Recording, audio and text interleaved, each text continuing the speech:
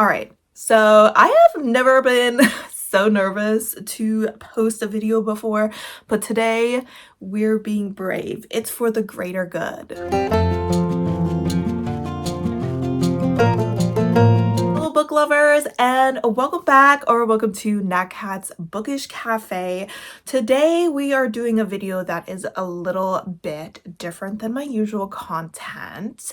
So I have been seeing quite a lot of content around the topic of reading and publishing and just bookish spaces in general becoming more female oriented. It's just more women dominated, and there are men who are not happy about this. They are feeling neglected. They are feeling like the publishing industry is not providing them the books that they want to read. Now, there are plenty of videos out there talking about how there are issues with the fact that men are complaining about this, and there's also videos validating men who are complaining about this, and then there's videos that are somewhere in the middle. What this video is going to be is me giving my 2 cents on this issue and then actually giving some recommendation that I think cis straight men might actually enjoy. Okay, so you're a cis straight man who has come to realize that the publishing industry is being dominated by women, and that this means that a lot of the books that are being published don't really seem to be catered to you and your interests. To be even more specific, we are seeing this issue with straight white men, you know, that group of people that can be found on the endangered species list because people are just trying to eradicate them, because, you know, women and people of color and queer people aren't trying to be your equal. They're trying to silence you. They're trying to oppress and control you. I admit, as a woman, I easily get annoyed by white men complaining about losing the overwhelming dominance that they have benefited from in these spaces, and that these spaces are now starting to see others more frequently within them. It kind of makes me think of that line, can't remember it word for word, but it's kind of like, if you've always been the oppressor, then equality feels like oppression. Now, I will admit that the bookish space and reading seems to have become more of a woman's hobby over the last few years, and maybe even longer than that. Women are the ones who seem to be buying books more often. They also seem to be creating social media accounts that are dealing with books more frequently. We're actually also creating more book clubs and going to literary events more often. And the publishing industry is, at the end of the day, a business, and they're here for profits, hard, cold cash. And so when they see that a certain consumer is dominating that space, we shouldn't be so surprised when they are going ahead and catering to that specific consumer a little bit more. A lot of people say chicken, egg, did the men stop reading as much, and so the publishing industry just turned their focus elsewhere? Or did the publishing industry turn their focus elsewhere and then men lost interest in reading? That's not what we're here to discuss, but it's something to consider. I will say that I definitely have issues with the publishing industry. I'm in no way here to defend them. I definitely think that nowadays, this whole trying to get people who are already reading specific books to read more of that specific book and just putting out the same old is problematic. I think it lacks diversity on many levels when they do this. Now, because traditional publishing seems to be failing them, a lot of men seem to be moving to indie and self-published books, where men can write books for men, by men, featuring men, and I do think that's great. I think that everyone deserves to be able to see themselves and be represented in books. Now, I think the hope is that these male-dominated books or male-specific books are not, you know, the kind of books that us women like to make fun of, where some woman's ovaries are tingling when an attractive man comes by, or she boobs boobily down the stairs, or whatever nonsense men have written in the past. But at the same time, we acknowledge that there are what we call the dude books, and we won't judge them for wanting to read those. The problem with this lies in the fact that women read books by men all the time. We read books that feature male main characters all the time. And while sometimes we definitely complain about the way that men represent women or the fact that they just don't have women in their books, we do still consume their literature. However, it doesn't quite go the other way. It seems very infrequent for men to pick up books that are written by women, and especially books that feature a female main character. Now, I'm not telling men to go pick up women's literature where women are talking about menopause and divorce or pregnancy. I can understand why they wouldn't want to read about that. I don't want to read about that, to be honest. But the problem is, a lot of times I have seen personally with my own peepers, men complaining about the fact that women just can't write good sci-fi or fantasy. They just can't do it like the men can do it, because men have very specific interests and they have very specific things they want in their books. They want good world building and really intense fighting scenes and complex politics, and they want grimy thrillers, and these are just things that girls don't want and don't write about. Wrong. Very wrong.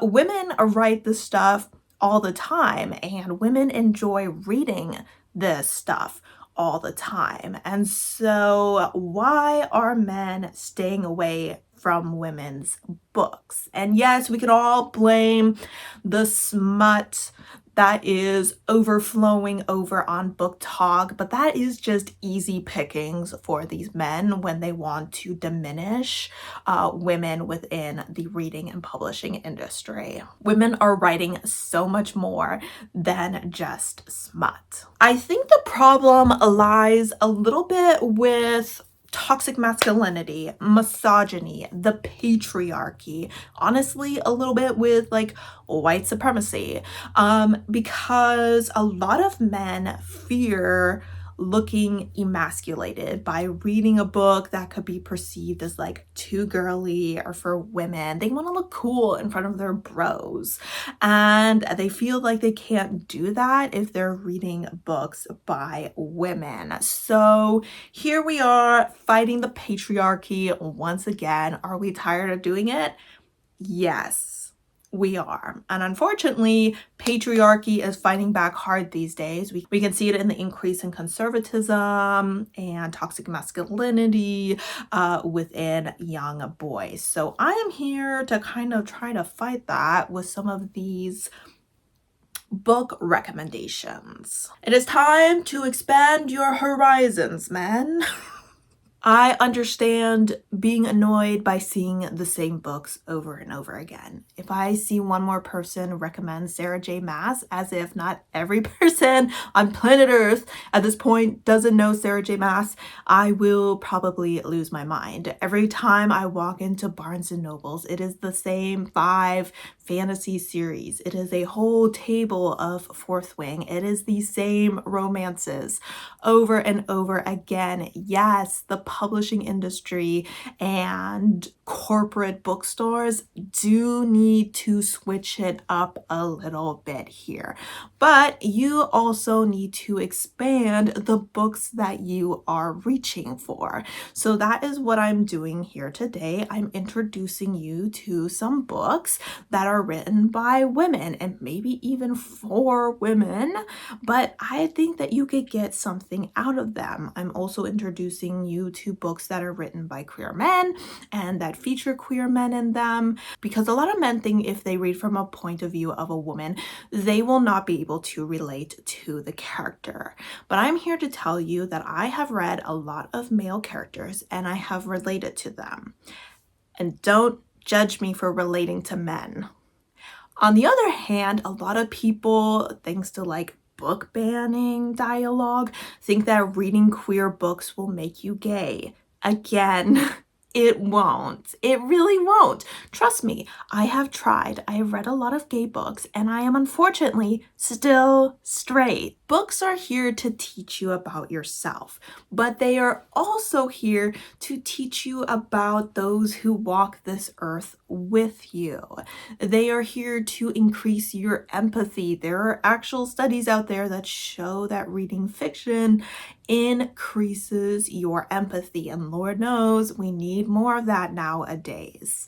Okay, it is important for you to read about other people's lived experiences. You can't just base all of your decisions off of what happens in your own life. That is very restricting and leads to ignorance. So just to summarize, today we are going to look at some books about queer people that are written by women or have main female characters in them. And I am directing these book recommendations towards cis, straight, white men because most of these would be outside of your comfort zone, but I really think that you could benefit from them. Yes, I agree that publishing and Barnes & Noble needs to do a better job of putting out new, fresh stories by white men for white men. White men exist, white straight men exist, and so they deserve to have stories written about them. Do they deserve to once again go back to dominating the literary world? No, but they should be able to walk into a store and find some books for them. But we also want you to go ahead and not dismiss books right away just because they are written by women or feature queer characters. So hopefully you will be able to find some good recommendations in this video. If anyone would like to give some other recommendations to these white guys, these white straight guys who are struggling to find good literature these days, go ahead and drop those down below. Now that I've said my 2 cents on that, I'm gonna go ahead and get into the recommendations. I have 8 great books for you today. The first book I would like to talk today about is The Heart's Invisible Furies by John Boyne. I figured I would go ahead and ease you into this. John Boyne is a white man, and as far as I know, he might be straight. I have to admit, this is an author whose sexuality I do not know, but the character in this book is queer. So this is what I would consider like a contemporary historical story because we start in 1945. We actually start by following this character's mother as she is kicked out of her town for getting pregnant out of wedlock. Is the man getting kicked out too? Obviously not. So this takes place in Ireland. It is a very Catholic country at this time, and we follow her as she moves to the city, and there our character is born in the middle of a very violent event.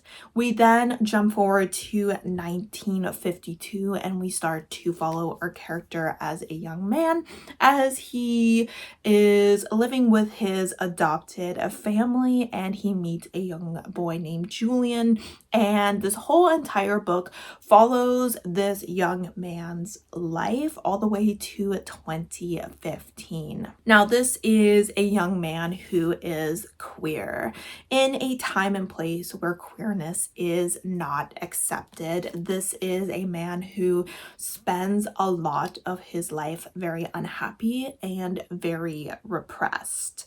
And he has a lot of feelings towards his friend that he feels that he should not have. And this really causes him to have a lot of distressing feelings towards himself.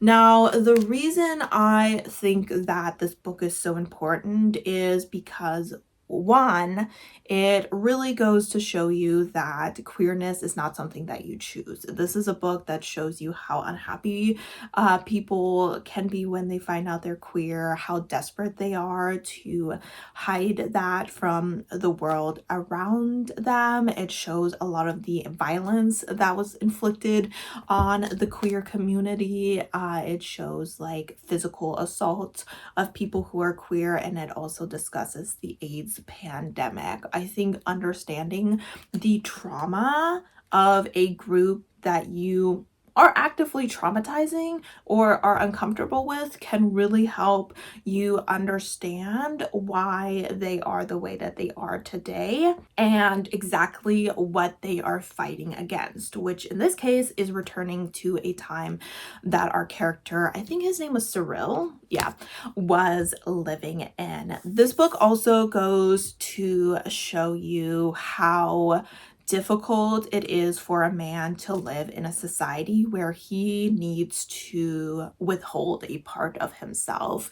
We definitely live in a society where men are supposed to act a certain way, and so they might need to hide away certain parts of themselves. It doesn't always have to be queerness. It may be that they have interests that are deemed too feminine. It may be that they are more emotional than a man might be. It may be that they want to go into a career that has primarily women in it, and so has over time lost respect because it's seen as women's work, and just the unhappiness that comes from that. And it really goes to show you how much it benefits individuals and societies to allow people to be themselves. This also goes to show the harm that hate creates and does towards individuals and society as a whole. This is definitely a very heartbreaking story. The story also shows that things like homophobia can be very harmful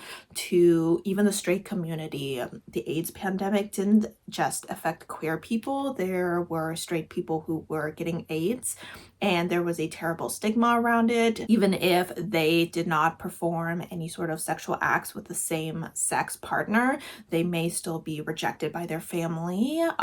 There was very little medical assistance or any sort of studies that were going to improving the care that was given to these AIDS patients, and straight people were getting punished as society deemed this as God's punishment of the homosexual. So it really goes to show the harm that happens to straight people, also harm towards women, because gay men would go into loveless marriages with them because that was just what would happen.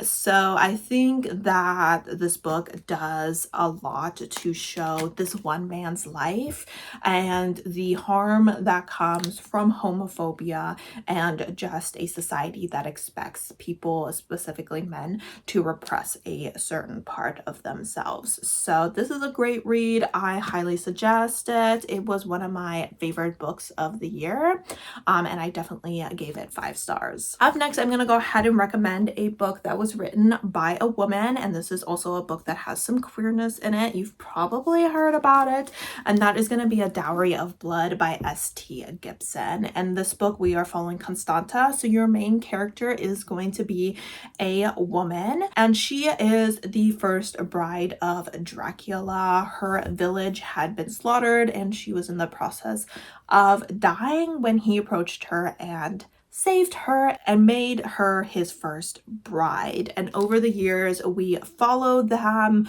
all throughout the European countries as they live their life as vampires, and eventually he takes on another wife as well as a husband. This book is written in an epistolary format. Our character is explaining to her love, Dracula, why she had to kill him. And this book deals very heavily with psychological, emotional, and eventually physical abuse within romantic relationships. And I think that this book is very important for everyone to read because everyone experiences or is at risk for experiencing domestic violence. When it comes to domestic violence, we often focus on what is occurring to women just because they are more likely to be victims of it, but men are also victims of domestic violence, and we see this in The Third Bride, the young man that Dracula marries and brings into their family. And I think it's very important for men to read this book and have an understanding of what abuse can look like. And this is important for multiple reasons. On the one hand, it allows you to realize if you're displaying some of this behavior. If you find yourself relating to Dracula, to the villain, it might be a good idea to go ahead and step back and reevaluate how you treat your romantic partners. On the other hand, women are often taught what abuse looks like and almost to expect it. And so we are usually fairly familiar with what it looks like, but men don't often experience those discussions growing up as much as we do. And so it's really important for them to go ahead and learn the signs that they are in an abusive relationship so that they can realize it and get out. This book, I think, does a great job of really explaining that many people fall for abusers, okay? It is not a bad reflection on you. You should not be ashamed to wake up one day and realize that your partner is hurting you. In this book, we are following three very different characters that are all the victims of the same man. Constanta is, I would say, she is definitely someone who grew up very poor, very uneducated. She was saved by Dracula. He is everything that she has. She is the prime example of what a victim of abuse would look like, because an abuser would see her as easy prey. Then we have, I want to say her name was Magdalena. Yes. Then we have Magdalena, the second bride, and she's a highborn lady. She's incredibly connected, incredibly intelligent. She's very confident, but she falls for the same man and becomes his victim just as much as Constanta, and you can very much see her shrink under his hand. And then we have, I want to say his name is potentially Alexei, sorry. Then we have Alexei, who is the final bride and the one man, and he's very young. He is full of life. He's once again from a life of poverty, but he has a lot of spirit, and he is someone who brings a lot of joy into the world, and he just seems like this kind of free spirit that would never let himself get chained to this man, but he did. And so I think it does a good job of showing you that a good manipulator can really capture anyone in his web, and it doesn't reflect badly on you, and it shows that there are power in each of these individuals to get out of that situation, and hopefully it empowers some people reading this book to do the same. So I really love this book. The writing is beautiful, and I really think that when it comes to abuse, that a lot of men can also benefit from this. Up next, I would like to go for a very queer story. So just a reminder, reading queer books won't make you gay. And if it does, you were gay to begin with. So I would like to go ahead and recommend The Lightning Struck Heart by TJ Klune. TJ Klune has become very popular with his more traditionally published stories like The House at the Edge of the Cerulean Sea. I can't remember the title. I read it, but it wasn't my favorite. I like his older stuff better. But essentially, this is the first book in a series in which we are following Sam. And he's a wizard, and he used to live in the slums, and one day he lashed out to some bullies and turned them to stone, and he was then brought to the palace to become the apprentice of the current magician, and then to become the wizard of the prince who would one day become king. And this wizard is in love with a knight that unfortunately is dating the prince, a prince who treats him like crap. Fortunately, that prince ends up getting kidnapped by a dragon, which is great because now Sam the wizard gets to go on a quest with the man he loves, as well as his two best friends, a hornless gay unicorn and a half giant named Tiggy.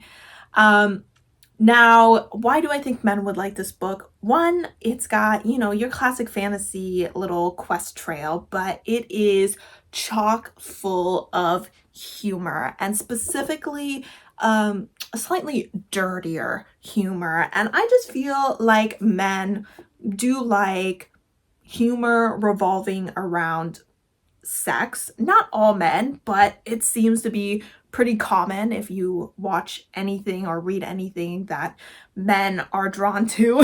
So I think that this is the queer version of the sexual, slightly inappropriate humor that you would find in some of men's works. But this story, I think, on top of just the dirty humor that men enjoy, also throughout the series has a lot of like classic fantasy elements. You know, we have prophecies, and we have evil being reborn, and we have dragons, and we have wizards and princes and knights, and it just has all of that in it, which I think a lot of men say they enjoy in their fantasy novels, but it's just all super queer. So I think that this book will have a lot of elements in it that men would really enjoy. And obviously, reading books about queer characters just living the same lives that your straight characters would live really helps to normalize the fact that queer people exist. And that's really what a lot of books are here to help you do, because I mean, even me personally, I mean, if I think about people that I interact with like physically, not on the internet, I don't interact with a ton of queer people because I don't interact with a lot of people like period. And so for me, books are really important to learn about other people's experiences and just to see them and to be like, yeah, this is normal. I mean, nothing in this book is really normal. But you know what I mean. I also think that Sam is a great relatable character. He really uses humor to kind of overcome his discomfort or any insecurities that he may be feeling. He is someone who thinks he is suffering from unreciprocated love, and I think that is something that all humans can relate to at some point in their life. So he is definitely a relatable character. He is someone who loves his friends, his family. He is someone who looks up to his mentor. He's just someone who has a lot of personal growth. This is definitely an adult book. Like I mentioned, with the humor, it's a little bit dirtier. But I definitely think that someone in their early 20s would really benefit from reading from the point of view of a young man who is in an apprentice situation and who has all these things being thrown at him and is just trying to keep his head above water, because we've all been there, done that, and did not enjoy it. So this is another book that I highly recommend that those straight white men check out. Now, reading is not just for adults. We all know that, hopefully. So I do have a middle grade book here because unfortunately even young boys are moving away from reading because their friends tease them for it. First of all, if you're teasing someone for reading, stop it. Just stop it, okay? I would like to go ahead and recommend a Case and Callender book. I think Case and Callender is a great author. I've read a lot of their work and will continue to work what they publish, but I would probably say that King and the Dragonflies is my favorite book that I have read by them. So Kaysen, as far as I know, is non-binary and they are also African American. So we got quite a bit of representation here in this author. This, like I said, is a middle grade story. In this book, we are following a young man whose brother has unfortunately passed away. It was also his older brother, so this was obviously someone that he looked up to, and it is a huge loss for him to lose this important person. And he stumbles across another young boy who he used to be friends with. He distanced himself from this boy after he found out that this boy was queer. Now, this young boy seems to be on the run from his family and is looking to Kaysen to help him. And Kaysen is kind of struggling with how drawn he feels to this boy, how conflicted he is feeling about his own sexuality. He struggles a lot with what would my parents think? What would my community think? They live in Louisiana. Yes, a small town in Louisiana, not the most accepting. He's worried about what his friends would think. He's also wondering, like, what would his brother have thought if he knew that he has these complicated feelings for this boy. So this is very much a queer awakening story, and it's kind of tied very heavily in with grief and honestly fear of becoming someone new, and specifically someone that isn't accepted by the community around you. I think this story is very important, especially for young people who may live in smaller, more conservative communities. Yes, it would be very dangerous for them to read this book, but it would be nice if it was made available to them. This is something that a lot of people in this country are experiencing.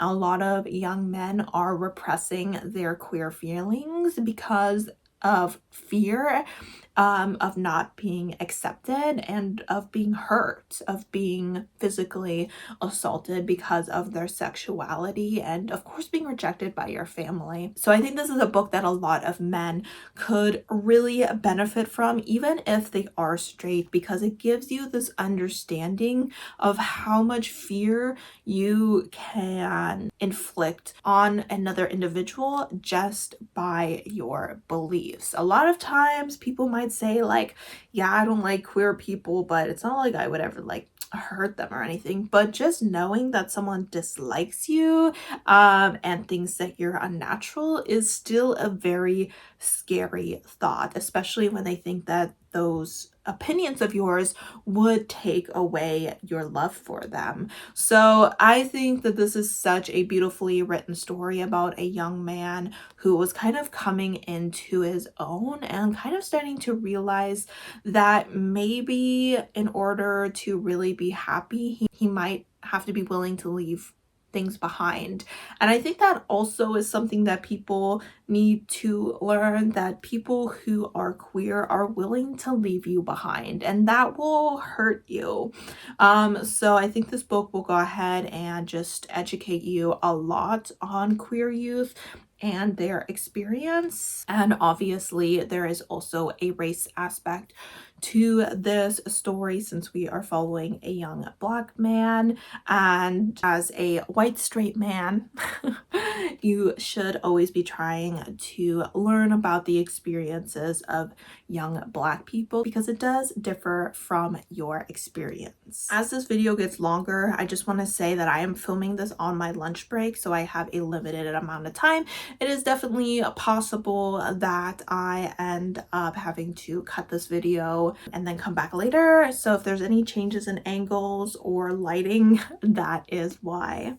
But the next book I would like to talk about is going to be Bury Your Gaze by Chuck Tingle. This is an author that started to make it big when he wrote Camp Damascus, which I also think is a great book, but I'm gonna go ahead and recommend this book to you guys. This book deals heavily with AI and algorithms as well as Hollywood and its hesitation to really step forward and have solid queer characters.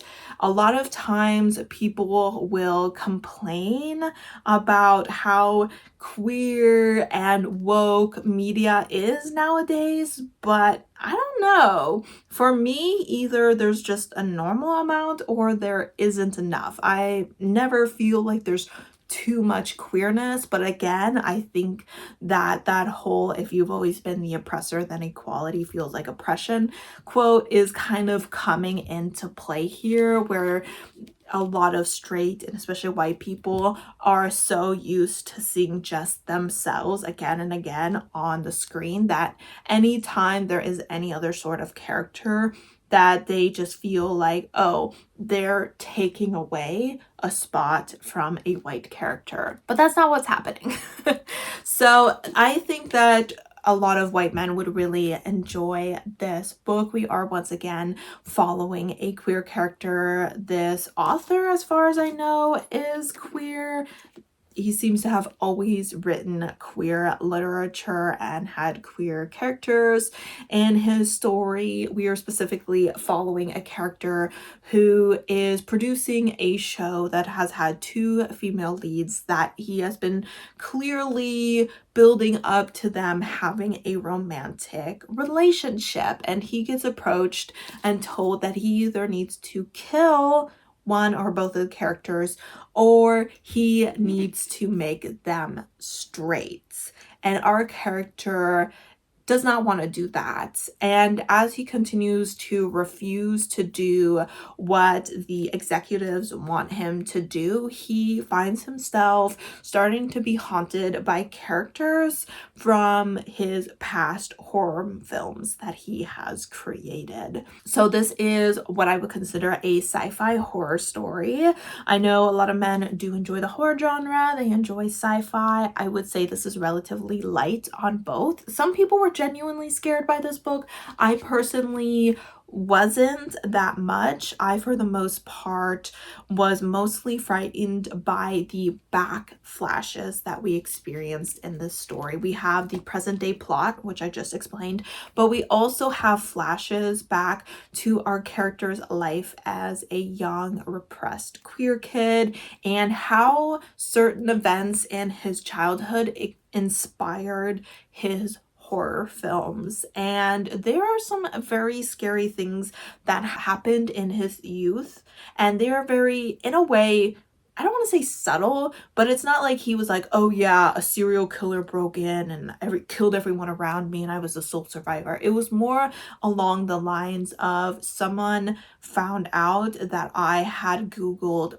gay pornography and they used that to blackmail me because I was so scared about anyone finding out. So it's more a subtleness, but it is highly effective. So I think this goes once again to show you the fear that a lot of queer kids especially have, and hopefully increase your empathy for them. And it also kind of shows how it can negatively impact these queer kids even in the present. So this character, he is technically Hollywood out, meaning that he is queer out in Hollywood. However, when he goes back home, he goes back into the closet, and you can just tell how it impacts him negatively, mentally, to have to do that.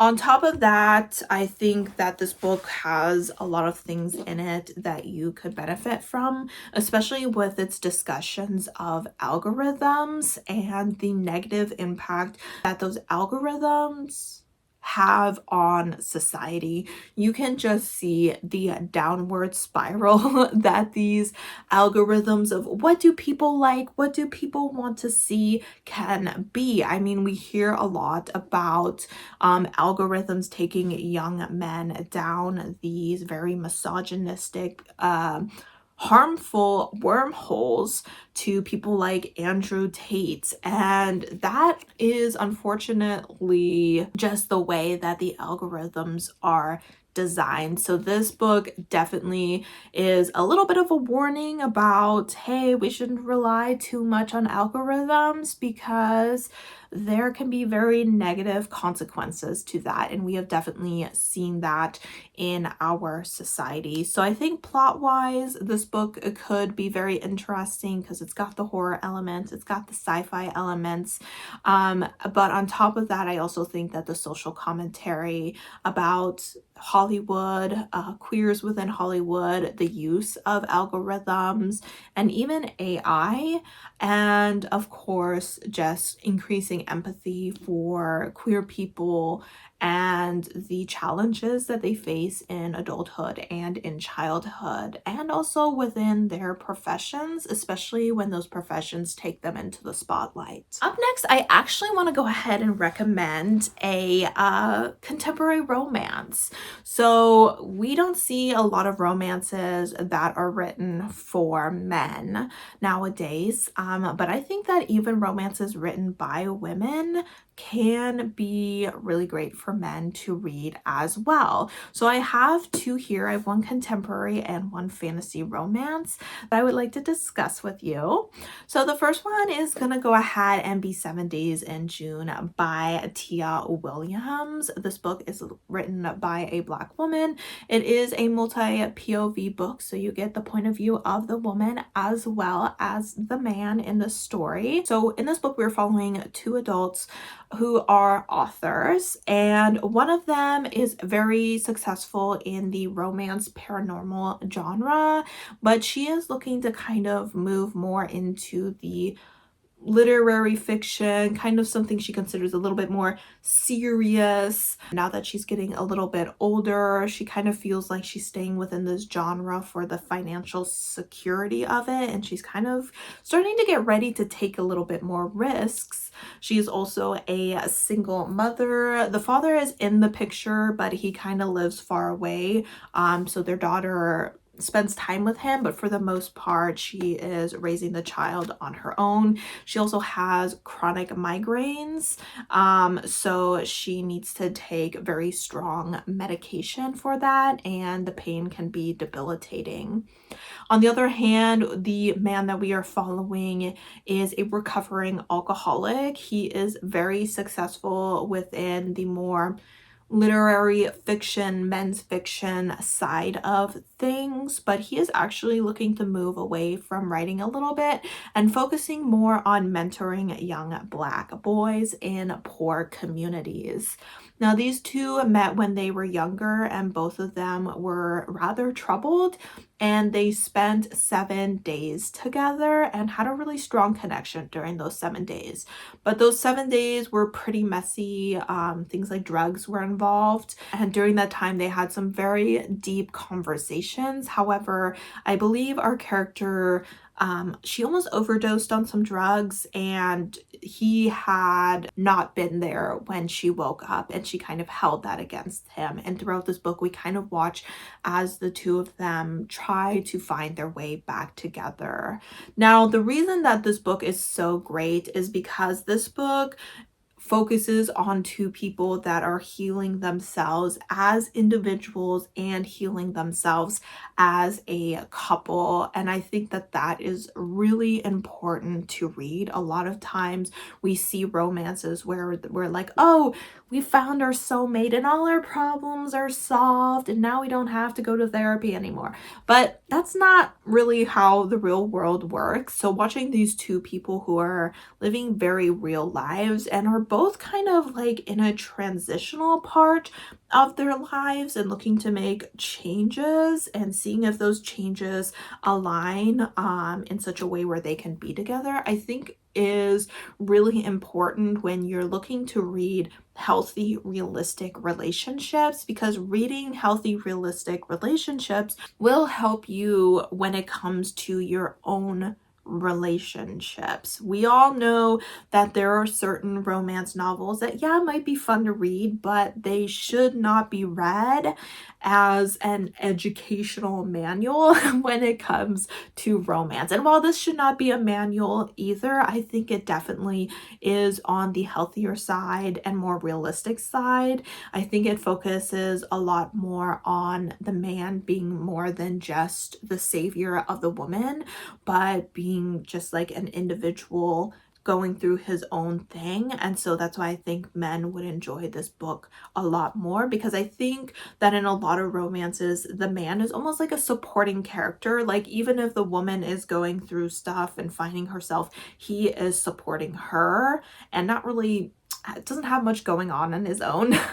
So I think that this book would definitely allow men to see someone who might be considered very successful on the outside, who is making positive changes in his life so that he can feel successful on the inside, and is working on his mental health and addressing his mental health issues as well as the mental health issues of the young boys around him. And I think that men addressing their mental health is something that needs to be destigmatized, because some men really be acting like going to therapy is the end of the world. Like, you're not less of a man if you go to therapy. You're not less of a man if you acknowledge the fact that you have issues with alcoholism or anything else.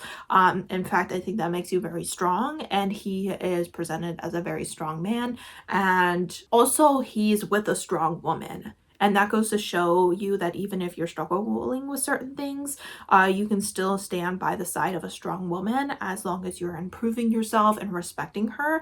That strong woman will want you. So I think this was a great book for men to check out. I'm really hoping some of you decide to go ahead and pick it up. All right, so we have two more. The next one I'll be talking about is the fantasy romance, and then we have one more young adult story that I've talked about a couple times on my channel recently, but I just want every opportunity to talk about it. All right, so the fantasy romance I would like to recommend is going to be Phoenix Unbound by Grace Draven. Grace Draven is highly respected within the fantasy romance genre. I will say fantasy romance is different than romantasy. Romantasy is definitely more romance forward, while fantasy romance is more focused on the fantasy elements and plot. And then the romance is a good part of it. However, it is not overpowering. So I know that there are a lot of men out there who don't like romantasy. I personally am not a huge fan of romantasy either, just because I'm the kind of person who is like, yeah, it's really great that you guys are kissing right now, but there's actually a war going on. So, you know, to a degree, I do understand it. Grace Draven does a great job of building really wonderful relationships, but also having a very interesting fantasy plot and world that she builds. So this is the first book in a trilogy of companions. I have not read the other two yet. However, I did give this one 5 stars, so I want to go ahead and recommend it. We are following a woman who has the ability to burn. Essentially, she has 2 abilities. One is that she can be burned and she can burn other things and then kind of come back from the ashes, hence phoenix. She can also kind of change her appearance. We are living in a kingdom where every town is expected to make a sacrifice of a woman to the royal family every year. And because of her ability, her people send her to burn every year because she won't actually die like all of the other women who get sent to burn. And this is obviously a very unpleasant task. I believe this is her 5th year of doing so, and she is approached by a gladiator. He was a clansman and he was kidnapped by the royal guard, I guess, after his cousin betrayed him. And he has been one of the top gladiators ever since, but he is looking for a way to escape. And he has been able to see through her disguises and is like, hey, I've noticed you've come here the last 5 years and survived. And so I am going to use your powers to help me escape. And if you don't help me, I will expose you and your entire village will be destroyed for tricking the royal family. So she obviously agrees to this. And after they escape, she's like, okay, I'm gonna go back to my village. Bye, asshole. And he's like, well, actually, my cousin has become the head clansman and I need to get my position back. And because you have these powers, my people would see you as a very powerful and respectable person. And so I need you to return with me as my wife. And she's like, unfortunately, she doesn't really have much of a choice, and so they start their journey to his homeland once again. Now, there's a few reasons I think that men would enjoy this book, despite the fact that our main character is technically a woman, though we do get the man's point of view as well from time to time, and the author is also a woman.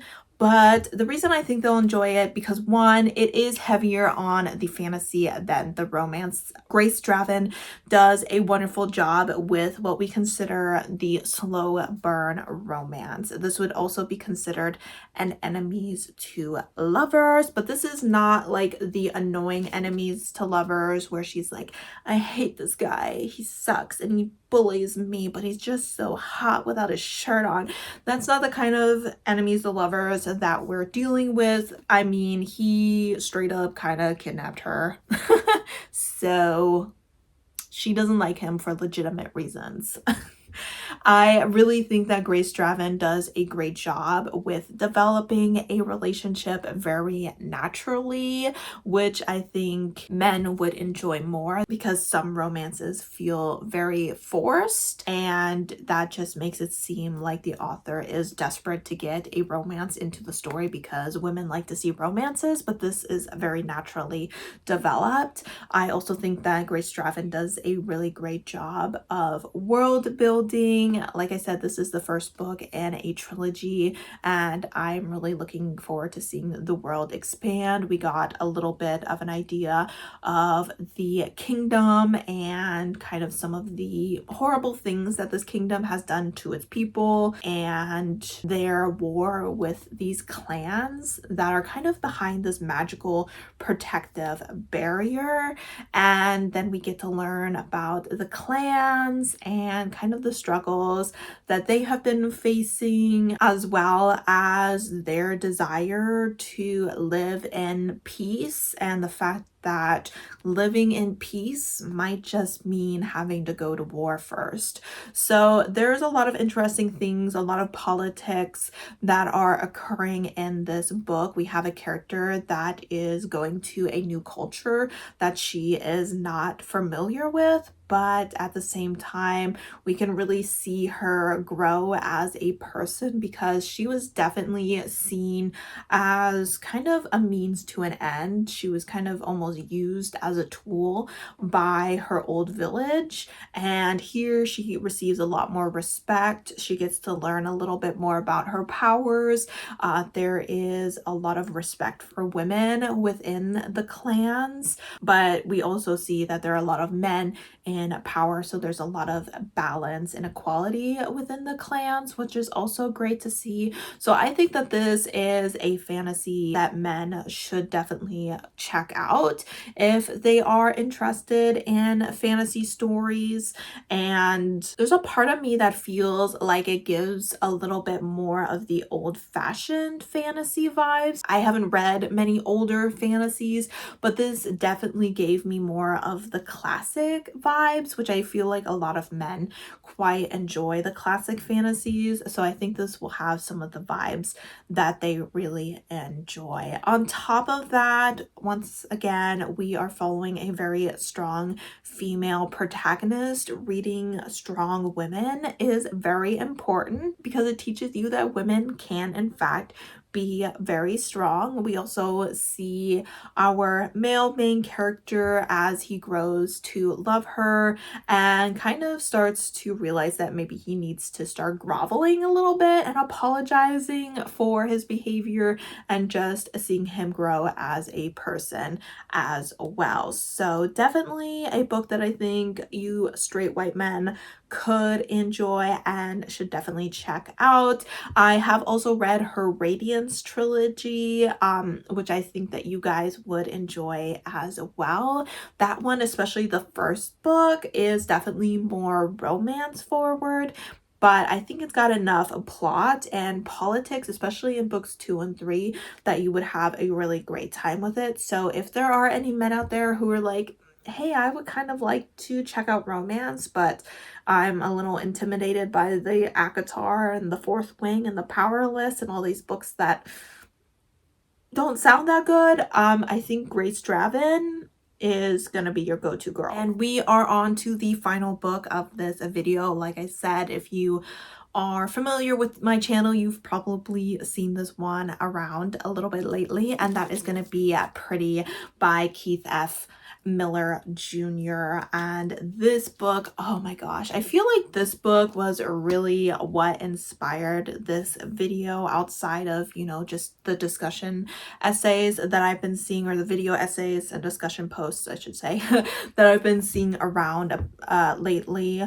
But this is a young adult book, and I would say that this should be necessary reading for teens. This is a book where we are following two queer young men. I believe one of them is gay and one of them is bisexual. It doesn't like explicitly say, but just based off of the discussions and all that, that was kind of the vibe that I was getting. Now, in this book, these are two young black men who are living in a poor part of town. They seem to be going to a school, or one of them is going to school. The other one got kicked out of school. And it seems to be kind of a mishmash of lower income and higher income families.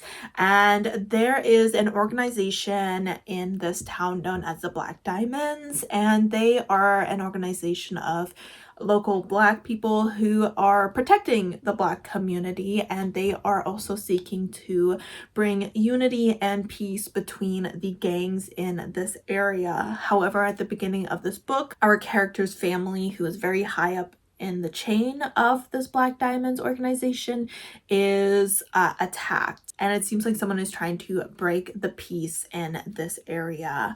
And our boys are having to deal with this very scary change of events while they are trying to figure out if they can have a relationship with each other. On top of the relationship between these two boys, we have a ton of great side characters. We have a young boy who our main character, Jay, used to be friends with, is coming over for the summer, and we are watching them kind of reestablish a relationship after not seeing each other for many years and having left things on a kind of are we more than friends kind of scenario. We have Leroy, whose older brother is actually the leader of the Black Diamonds when it comes to the younger generation, and his aunt, who is a black trans woman, is the leader of the older generation of the Black Diamonds, and he is trying to find a way to make it safe for him and his family so that he can be with Jay, because right now he doesn't want to drag Jay into all of this. And his name is Leroy, by the way. I would say what makes this book so important for men to read is the casual queerness within it, the breaking of stereotypes, and the displays of emotion between these men. I think that nowadays we are regressing when it comes to allowing men to express their emotions, and being able to present themselves in a certain way. And this book does a wonderful job of breaking the stereotypes of tough guys. You know, they got their do-rags, they got their Tims, which I think are those like really big stomp boots, and their baggy shirts and their grills, and they will cry when their brother is hurt. They will express fear when their family is in danger, or even when they are worried that the person they love might not be in love with them as well, or might be unwilling to have a relationship with them because the time just isn't right. They are openly queer, despite the fact that a lot of people would say they're not queer presenting. So I think this does a good job of breaking those queer stereotypes that queer people look a certain way. And once again, just the emotions, the love between men, whether it's loving a romantic partner, loving your brother, loving your friends, just to be open about showing that intimacy, and physical affection, and just telling people that you care about them and that you're here for them. And that's something that I think a lot of men are just taught that they shouldn't do. They should always have like a slight emotional distance, that they shouldn't express those emotions, but they should. It's very healthy, and it makes people happy to know that you care about them, and you should feel comfortable expressing that to those you care about. And this book, people do that very openly, and I think it really normalizes it. So that's why I think it's very important. We're obviously also dealing with homosexuality. We have a lot of queerness within this book, and it's perceived as relatively accepted, especially within the circle that our young boys are moving in. So that's really great to see. It kind of shows how much of a positive impact it has on people to be in a community that loves and accepts them no matter what. It obviously also deals with racism to a degree. It also deals with like colorism, where we have Jay, who is darker skinned, and he has a lot of insecurities about that. He feels like that makes him less attractive. And he kind of learns throughout the story that that is something that he needs to unlearn. But it's not just something he needs to unlearn, it's something that we as a society also need to unlearn, because unfortunately that is something that is still actively happening in all communities around the world. So this book has a ton of great stuff that young men would really benefit from, whether or not they are queer. I think it really breaks a lot of the toxic masculinity stereotypes that are being pushed on men today, and you see a lot of brave men taking action and protecting their families. They are protectors, they are providers, and they are not adhering to those toxic mandates that a lot of people are putting out there for men. Like, you don't need to be out here looking down on women. You don't need to be homophobic. You don't have to repress all of your emotions. You don't always have to jump to violence being the answer to be a real man, okay? You can be very secure in your masculinity and your manhood without falling for those Andrew Tate BS expectations.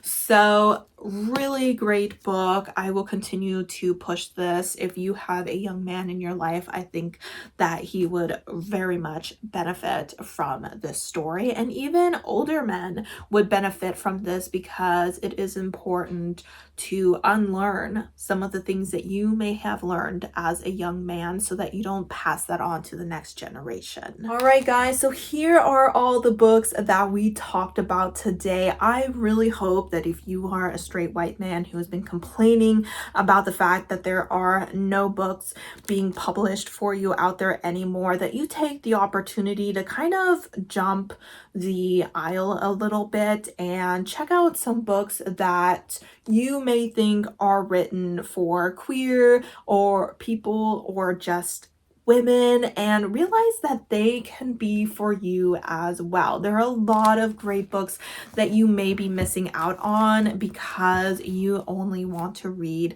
books that you think are just for men. I think you would really expand your horizons if you picked up some of these books and other books that you usually wouldn't. I think it's really important for men and the next generation of men that they are reading about people that don't just center themselves. Because if you are constantly reading books where white men are the center of the universe, then you can't be that surprised when you think men should be the center of the universe.